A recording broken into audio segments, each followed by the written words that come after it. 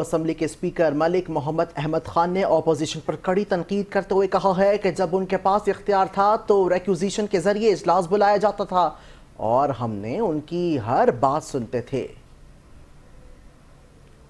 Call करने के लिए कंपेल करते थे कि करें, और हम कभी उनकी जिसको रेक्विजिशन को डिफीट भी किया जा सकता ऑन पर्पस, हम डिफीट नहीं करते थे। लेकिन किसी को मैं उस हाउस का जिसका मैं प्रिजाइडिंग ऑफिसर हूँ, जिसका मैं स्पीकर हूँ, उसको मैं किसी सूरत होस्टेज नहीं होने दूँ। इधर it has to be orderly और there will be consequences. Yes, this is one of the consequences. Opposition has lost that right to requisition. ये राइट्स उनको कॉन्स्टिट्यूशन देता है, ये राइट्स इनको प्रोसीजर देता है। अनकॉन्स्टिट्यूशनलिटी will not give them any right। ये गैर आईनी है, इसको डिसऑर्डरली करना, अब्यूसिव होना, लोगों पर हमलावर होना, लोगों को किताबों के साथ मारना, किसी को तकरीर न करने देना, उसकी तकरीर को हुल्लड़बाजी का शिकार करना, ये जमहूरियत दुश्मनी है। अब ये पार्लिमानी इनके जो लीडर हैं वो आकर हमें कहते हैं कि हमारी पार्टी हमारी बात नहीं मानती, तो हमने उसी फैसले को बुनियाद बनाकर उसमें से कुछ चीजें निकाल कर इनको मैं भेज रहा हूँ।